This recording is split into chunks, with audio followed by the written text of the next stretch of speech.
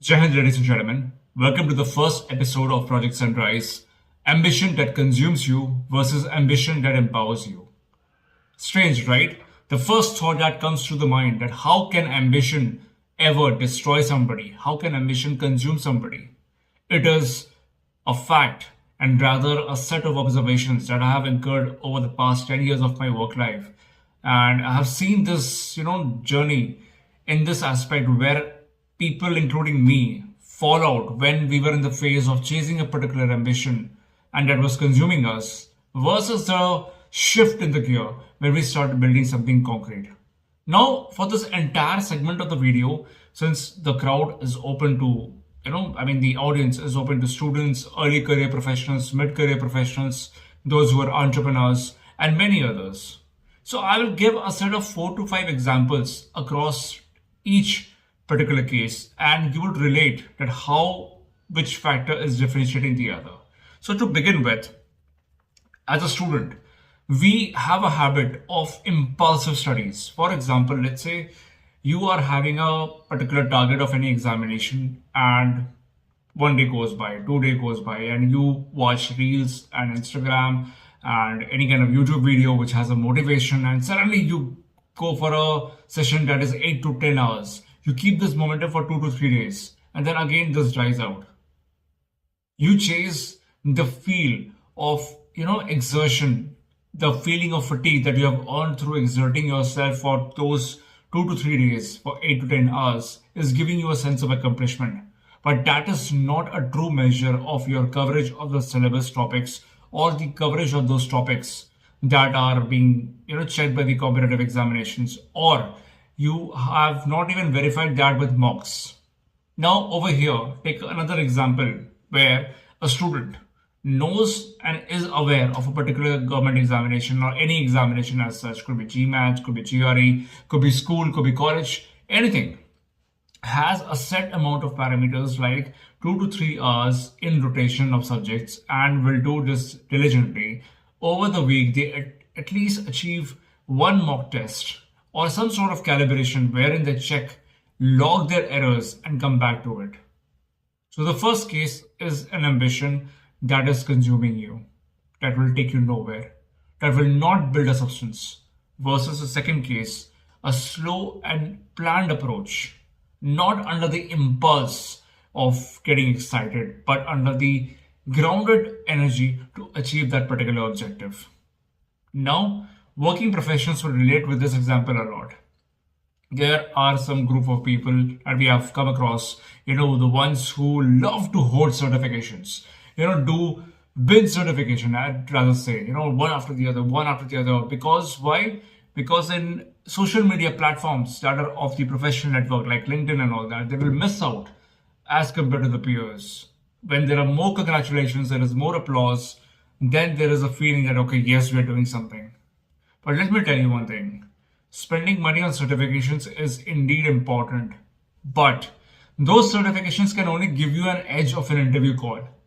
After that, how well are you utilizing that particular certification in the execution of the particular knowledge to convert to a tangible output in terms of metrics or in terms of a program objective or in terms of a project objective? That is going to be a very different case. So unless and until you have come across a phase where you have done one certification, you have focused on the depth of the knowledge, implemented thorough practices, measured the outcomes, and then incorporated those practices with tangible results and a case summary, it is not going to help. We always have the feeling that, having more number of certifications can give us more number of interview calls. Yes, it does give you more interview calls. It does give you an edge where to get your resume shortlisted.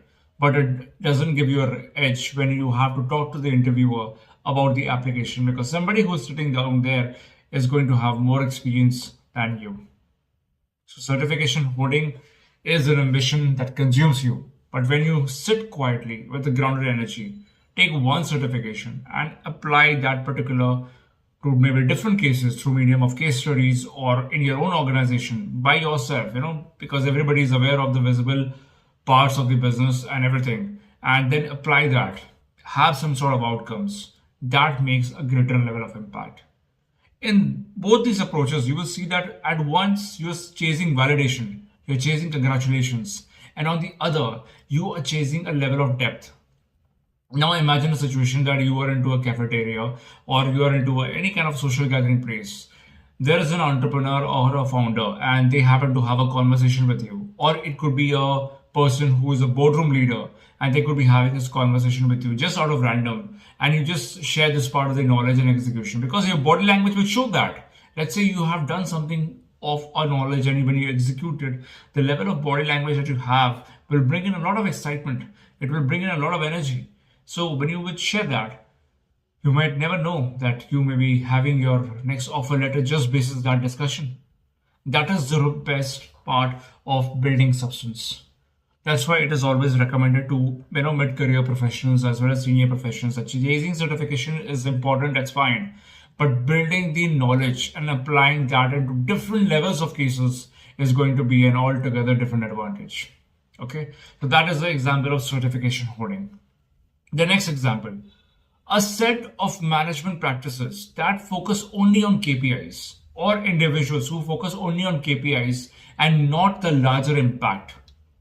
Now, KPIs can give you a measure of the profitability. KPIs can give you a measure of how well you are doing business in terms of the numbers, and it could keep the investors into a sort of, mode where, okay, they would be looking forward to invest. But if at all there is no tangible impact that you are able to create, these metrics are going to dip for sure. Sometimes impact drives better than KPIs. Assume a particular case where, like customer satisfaction scores or something like that has to be in a way that they want to show it in the most lucrative way. But internally, a person is not having a good experience with that particular product or service or something. Just for the sake of convenience of keeping the mutual relationship, they are having a good feedback, but internally they feel different. So unless and until this level of maturity doesn't come up to any entrepreneur or to any kind of impact maker, because everybody is trying to make impact over here. For example, somebody may be having a YouTube channel and having a thought that, okay, I'll be reaching 1 million subscribers or something like that, but the impact is not coming up. Will it really matter? Maybe for a very short term, but in the longer times, it doesn't.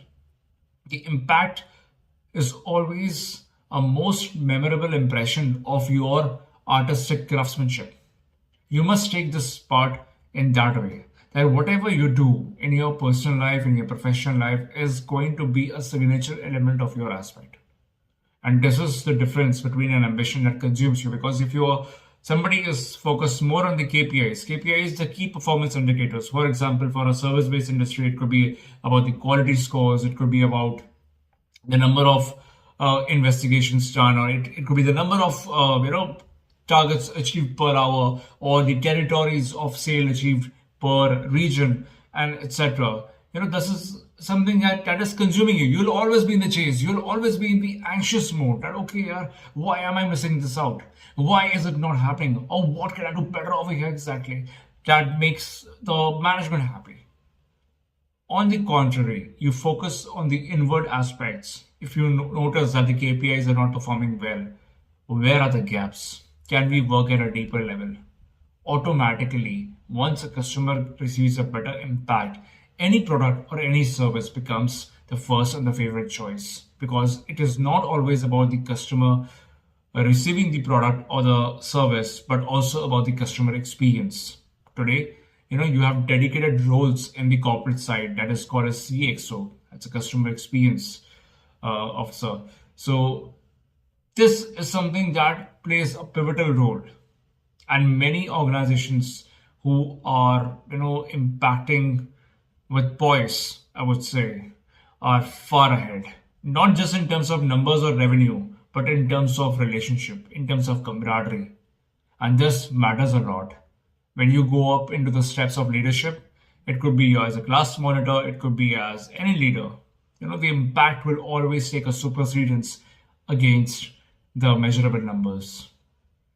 So this is another aspect or another lookout of ambition that consumes you versus ambition that empowers you. what you can do as a part of the activity, because every video I'm going to bring out some sort of activity, and I am always somebody who is driven by activity and action that drives a particular outcome.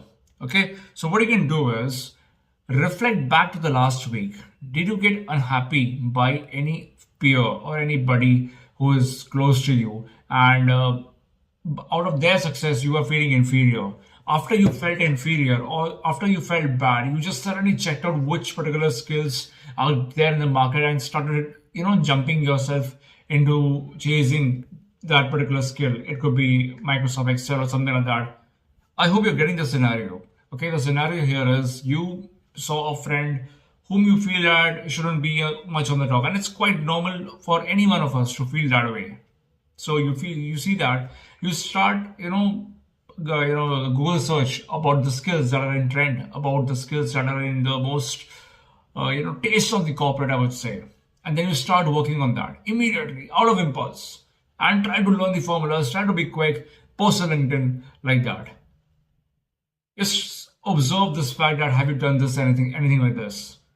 If yes, then probably you need to take a pause. Just take one aspect of your life, one aspect. It could be, let's say for working professionals, it could be just about stakeholder communications, about writing good emails, about speaking good.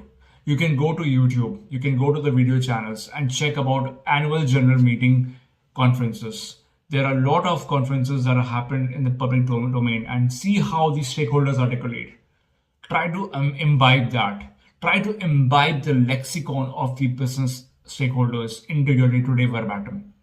If that is becoming possibility, then automatically you will achieve what you are supposed to be. Become the person that you want to be, rather than chasing those shortcut metrics that will get your resume ahead.